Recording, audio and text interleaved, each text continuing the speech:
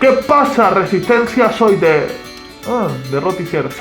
Me toca los cojones porque me toca los cojones somos todos.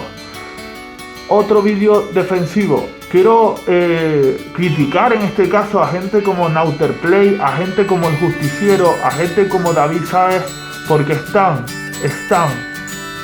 criticando a una persona que les ha ayudado en otros momentos de la vida. Me parece muy mal.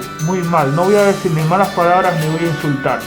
Pero una persona que va a un directo a la casa de otra persona, de amiguito, de tal, y luego sale criticándolo, que no sabe moderar, que no sé cuánto, que es que no me gustaba. ¿No te gustaba porque eras amigo de él? ¿Para qué salías con él? ¿Por qué salías con él si no te gustaba? Entonces, quiero criticar eso y esa gente no es de la Resistencia. Nauterplay, El Justiciero, David Sáez, no son de la Resistencia.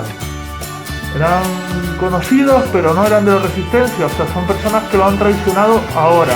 Que cuando no está y no se puede defender, hablan mal de él. Y eso está fatal.